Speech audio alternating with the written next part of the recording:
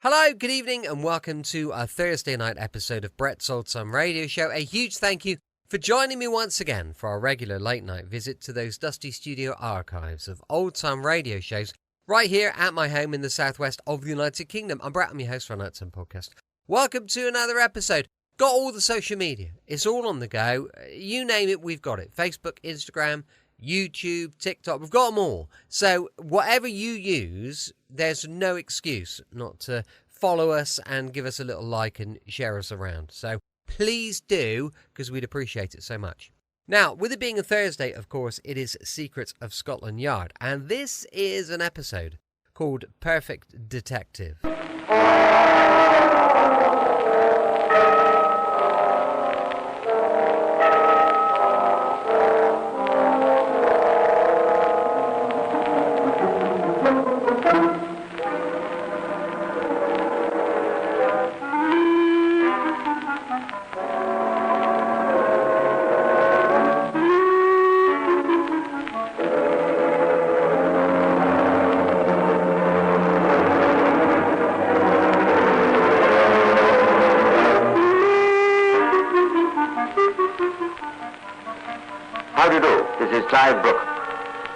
This week I'm going to start by telling you a little parable. One day a prince was riding over his lands and came to a clearing in a wood.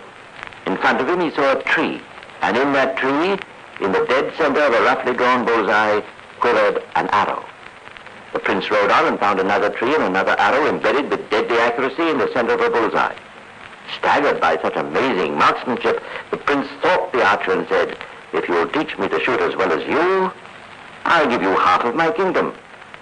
"Certainly, Your Highness," said the peasant, and taking an arrow from his quiver, he shot it at a tree some distance away. Then, walking to the tree, he took a piece of chalk from his pocket and proceeded to draw a bullseye round the arrow. "There you are," said the peasant, "how to be a perfect shot in one lesson." Now, rather naturally, the prince felt he'd been taken for a bit of a ride, and being a man of honor, and incidentally feeling that properly applied there might be some future in the peasant's racket, he duly made over half of his kingdom. I'm glad to report that he never regretted it, since the formula of making sure of your aim by sticking the target onto the arrow instead of the arrow into the target proved in matters of state a very paying proposition. This week's casebook history is that of the master detective of all time, a sleuth with 120 captures to his credit. And I'm sure you'll see the connection between the little parable I've told you and the story of Jonathan Wild. Jonathan Wild, the detective who could give details of any crime before it was committed, and who only failed because he succeeded too well. But let's begin at the beginning, as something Mr. Wild would never have done. Let me tell you the story of the perfect detective.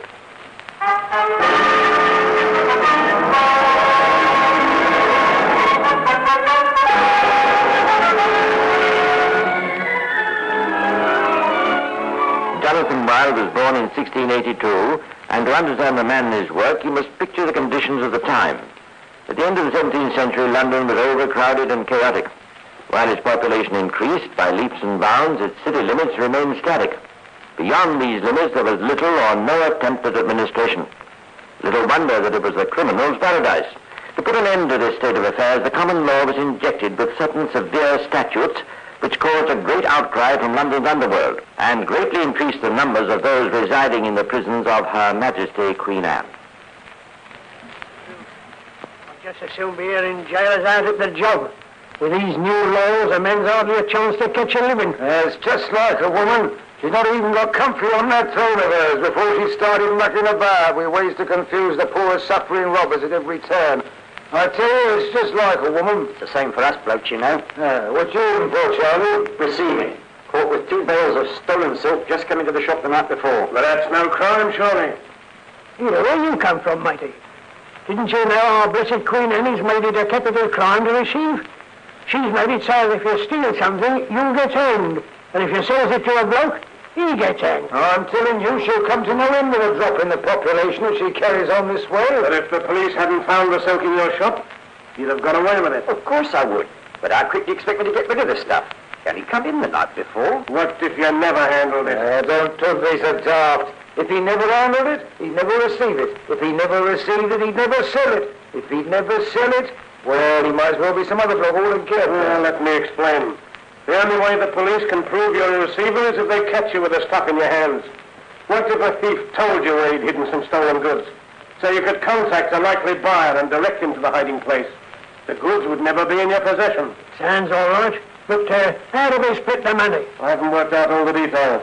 But if you'd like to get in touch with me when you come out, I'll be found at the Cock Alley Tavern in Cripplegate. Why, that's easy Mary's place. That's right.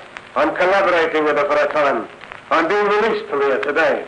What have you been in for? A few of my creditors became slightly too insistent. And you're now going to set up in business, receiving? I'd rather call it obtaining. I shall obtain information about any theft. I shall obtain a buyer for the stolen goods. And I shall obtain a good share of the thief's earnings. I certainly advise you to come in with me, gentlemen. It will be enormously to your advantage. You talk very big. It's a maxim of mine, friend. Be your own trumpeter and don't be afraid of blowing loud. Here, what's your name? My name is Wilde. Jonathan Wilde. Short and lame, loud but insinuating, Jonathan Wilde was at this time 25 years of age. Soon after coming to London, he fell into heavy debt and consequently prison, where he served 4 years. On his release, Johnson joined his lady friend, Mary Milliner, in running the Cock Alley Tavern. It was a meeting place for criminals, and Wilde immediately set about his new business, obtaining, as he called it, right on the premises.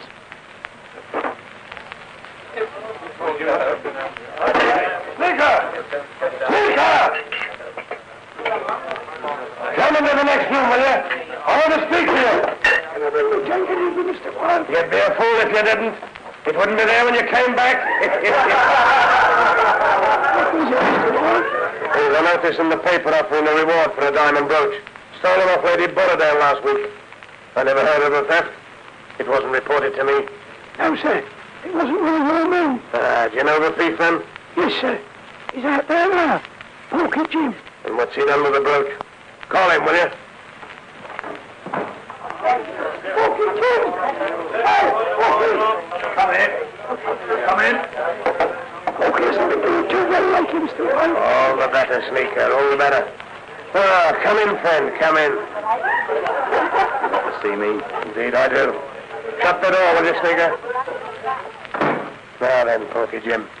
First of all, realize I'm your friend. I'm here to help you. And if possible, make a little profit as well. Now, you stole a brooch from Lady Borrowdale last week. Oh, never mind who told me, I know. Have you been able to dispose of it? No. There's not so many receivers about what with this new law. Exactly. Now, how would you like me to arrange for its disposal? You mean you'll buy it? No, friend, no. I mean I'd find a buyer for you. How much do you want to get for it? Oh, in the old days, a receiver would give me 15 guineas easy. Then I suggest that anything over 15 guineas comes to me. Right? All right. Right, be outside the Eagle Arms Tavern in Smithfield at 2 o'clock tomorrow. Then a lady will buy the brooch from you for a certain sum. I'll be expecting my share tomorrow evening. Here. If I don't get it, the police might be interested to know 1 or 2 facts. Goodbye for the present, friend. The next morning at an early hour, Lady Borrowdale received a visitor.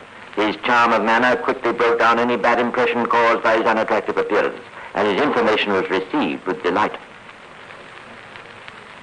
Your ladyship, you must please forgive me for this early visit, but I have news which I am sure will cause you great relief. Oh, pray continue, sir. Oh, may I first have your name? So beautiful a lady may certainly have anything she wants of me.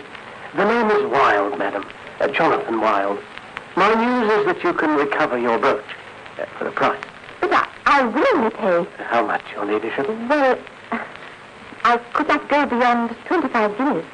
Pity it is then, your ladyship, that the thief last night informed me he would part for the brooch for nothing less than £30. Well, perhaps I could. Outside the Eagle Arms Tavern in Smithfield at 2 this afternoon, a man will be waiting to sell your brooch to you for £30. I'm sure you will wish to avail yourself of the opportunity. And what of you, Mr. Wilde? What payment do you require for this information? Not a single farthing, your ladyship. I don't do these things for worldly interest, but for the benefit of any unlucky person who has met with misfortune. Your servant, madam.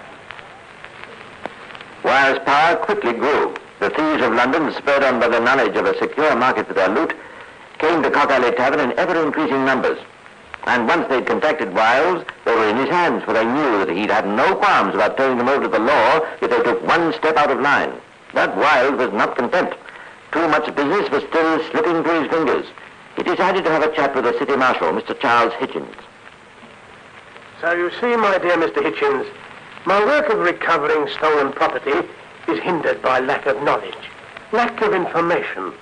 I understand, Mr. Wilde. You mean that not all the thieves of London tell you of their robberies? Dear, dear. Oh, shall we say rather that not all the victims of these robberies employ my services? And why have you come to me? Well, perhaps we could work together, friend.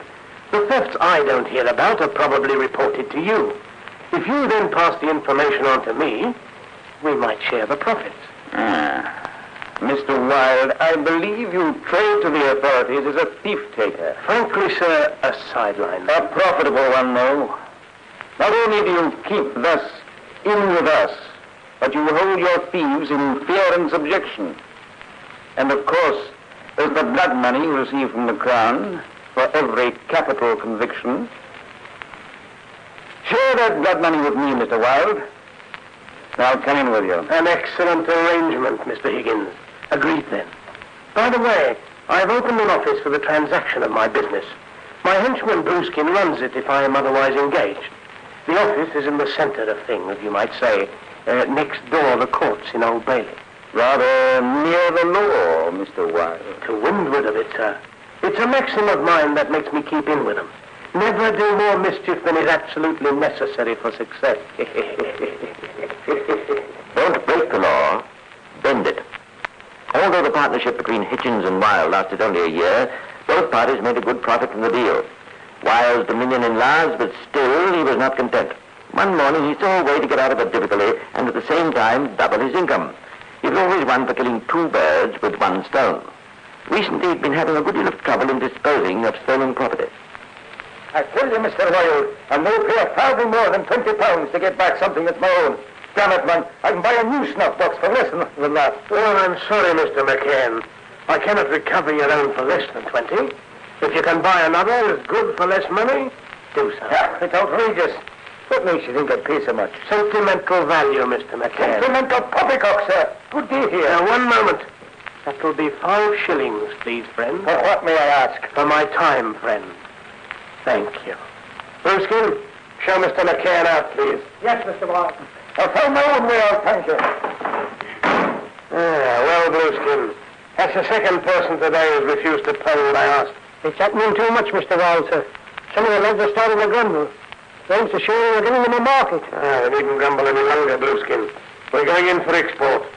We have too many goods hanging around London waiting to be bought. We'll be charged as receivers before we know where we are. So whatever the original owners won't buy, I'm shipping to Holland. I've made Roger Johnston the skipper of a nice little vessel.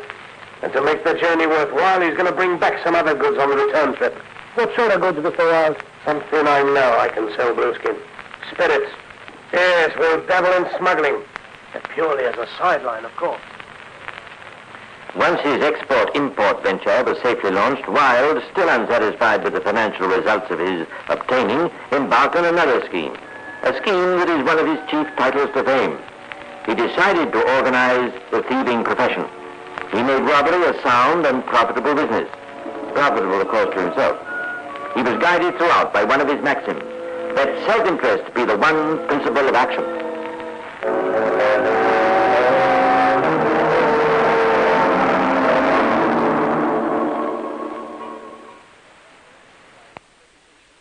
She's traveling on that coach, and she always carries her valuables with her. Right you are, Mr. Wilde. We won't have no trouble. We'll choose a nice lonely spot, make quite sure nobody's about, and then stand and deliver. Stand and deliver! Now then, ladies and gents, take the next few minutes nice and calm, and there won't be no need for violence. Bagshot, hold the horses and keep an eye on the coachman. Stellock, mind the passengers. Whoa there! Yeah, I can hold the beast, Gov, but I'd rather give Stirk an end with the ladies. There ain't no time for pleasure, Bagshot. Now then, which of you ladies is Travers? Elizabeth, Lady Travers. What do you want with me, Dillon? Oh, nothing whatever, your ladyship. It's your travelling case I'm after. And over, if you please. It would appear I have no choice. That's right, your ladyship. That's what would appear. Thank you kindly. Now, my pal has finished with the other passenger. You can proceed on your way with no harm done, eh? All nice and friendly. Good night all, and thanks for your cooperation. Oh, hang it. Come on, you two. We'll have a watch on it in a minute.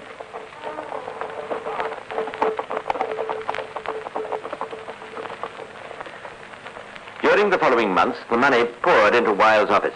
Having arranged a robbery, he would sit back and wait for the victim to come to him.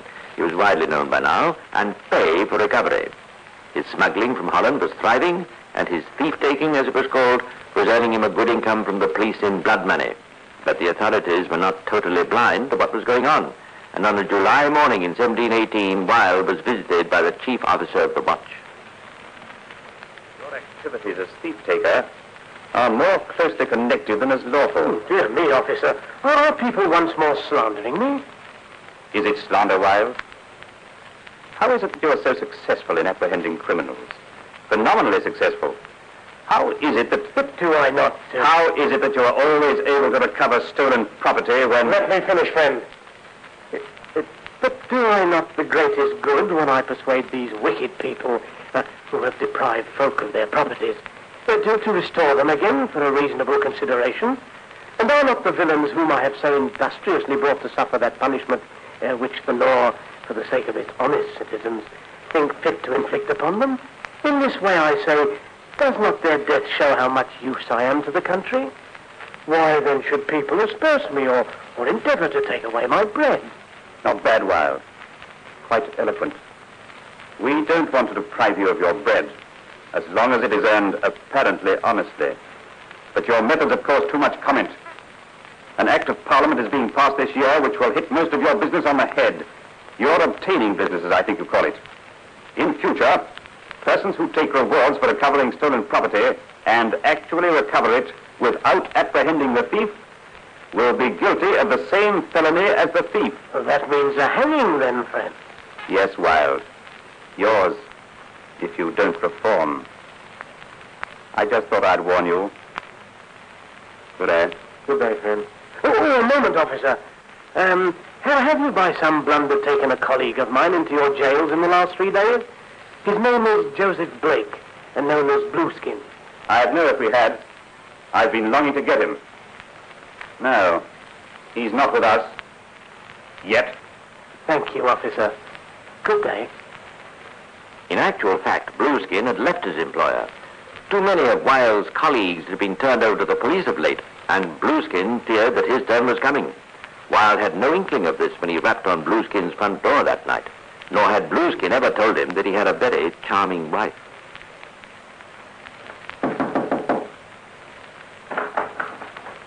Is Blueskin... Mr. Joseph Blake at home? Go on, say Blueskin. We all call him that. He's out at present. You're his daughter? Wife? You have a subtle way of flattery, Mr. My name's Wilde. Jonathan Wilde. Jonathan Wilde? My sir, won't you come in? With the greatest of pleasure, ma'am.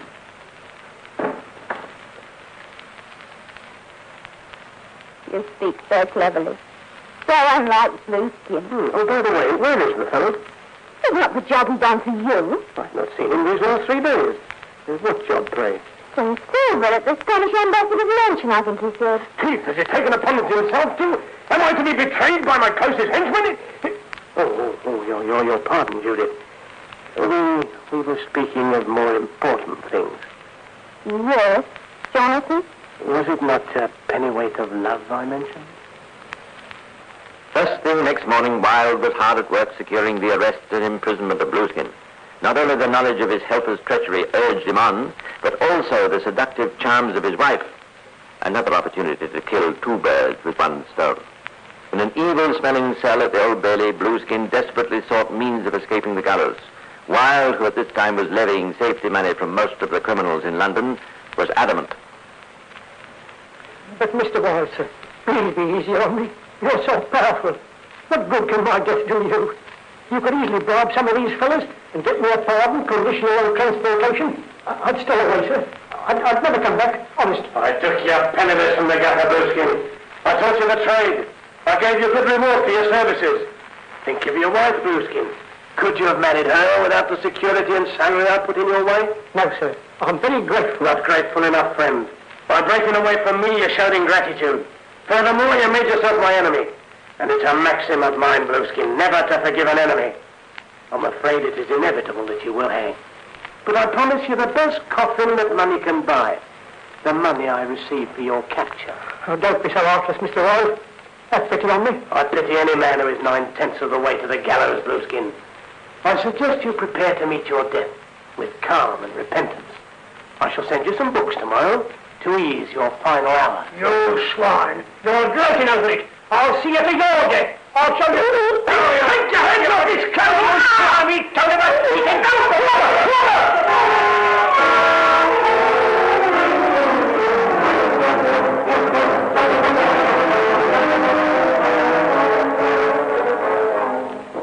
To celebrate the hanging, Wilde presented Judith, the dead man's wife, with a ruby ring, one which he was to wear for many a day and night to come. In the years that followed, Wilde's power and fortune doubled and redoubled. As the new Act of Parliament was enforced, he gradually abandoned his business of obtaining. His main occupation now was thief-taking, and many hours were spent arranging new robberies to increase his stock of thieves for the gallows. The loathing Wilde had inspired in the underworld was increased tenfold. It was indeed to prove the main factor in his undoing. But what actually put him into Newgate prison was surely the most uncharacteristic gesture of his career. He helped a friend. It was early in 1725 that Todd Snap, Wilde's current right-hand man, burst into his employer's office with alarming news. What in glory is the matter, Snap? You look troubled. Johnson's been took. And what am I meant to gather from Johnson's been took? Roger Johnson, Governor, the skipper of our smuggler. He's been took. He's in Wood Street, come to jail at this minute. Dear me, yes, it is serious. But I fear there's nothing we can do about it, Snap. The blood money will go to someone else, that's all. Governor, you've got to get him out. I don't know how, but you've got to. If you let Johnson down, there won't be one man left on your side. They'll think you put him in for one thing. Everyone knows you've been carrying on your business with Owen for ages. That'll do, Snap. All right. We shall make an effort on Johnson's behalf. I want you to go and round up as many ruffians as you can find. Get them to meet in Cockle Street. That's just near the jail. At 7 o'clock tonight. Offer them a shilling apiece to make the most unholy row ever heard in London. I shall visit Johnson now and tell him to be prepared to escape when the riot commences. The plan was successful. Johnson escaped. But the news leaked out that Wilde had organized the jailbreak, and as soon as he reappeared in public, the master criminal was thrown into Newgate prison. Jonathan Wilde, you're under arrest for procuring the escape of a person, Roger Johnson, accused of a felony smuggling.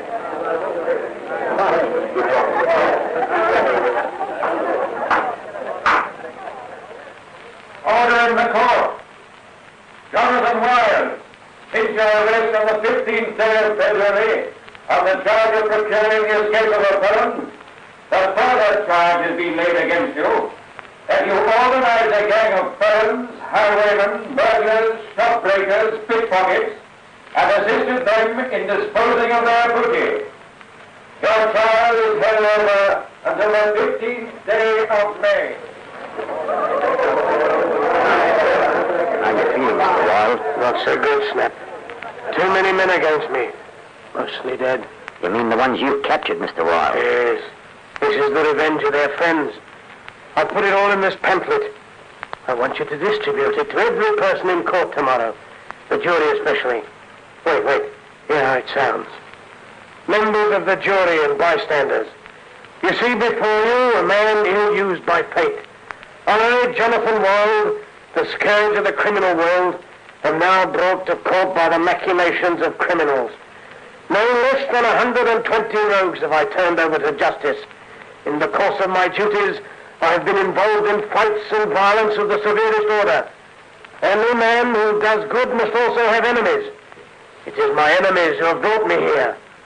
I trust that you, my friends, will secure my liberty. Yes. I wonder what the 12 good men will say when they read that. You, my friends, will secure my liberty. Oh, no, he won't. Still, I admire the devil, going to the last. Look at him over there, sneering if you please. So ugly, ain't he? And they say he's a gay dog when it comes to the women. Oh, well, there's no accounting for their taste. It'll give me rare pleasure to cast my vote against Mr. Jonathan Wilde, and I shall be at Tyburn to watch him hang, along with 2,000 or 3,000 others. I'll see you there, Jim.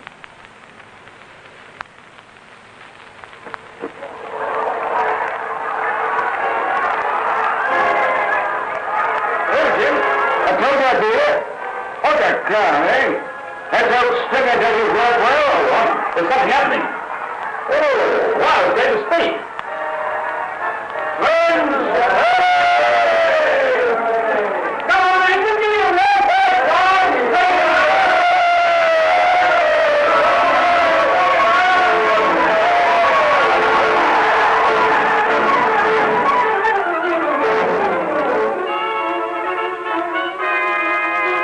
Keep hatred concealed in your heart, but wear the face of a friend. That was another maxim of Jonathan Wilde, a man of tireless energy, breathtaking nerve, infinite resource. What a statesman he might have made. What heights his career might have reached had it not been cut short on that lovely spring morning in 1725 when, not altogether to his surprise, he was executed. Pity, I should like to have met him.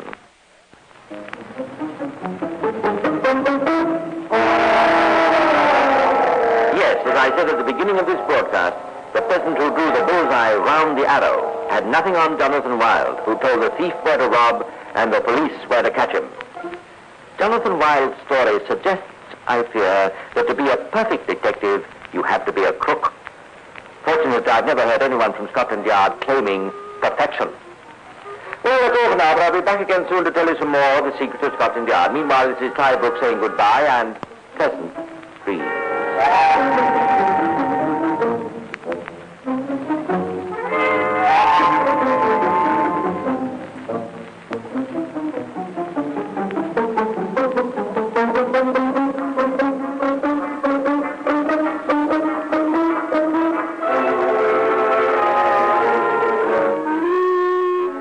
Welcome back. Hope you enjoyed our latest adventure with the Secrets of Scotland Yard. And don't forget, we'll be back tomorrow with more excitement and adventure with Philo Vance going live at 5 p.m. UK time. Thanks for listening. I'll be with you 7 days a week, each and every week, and I'll see you tomorrow on Brett's Old Time Radio Show. Love you. Bye.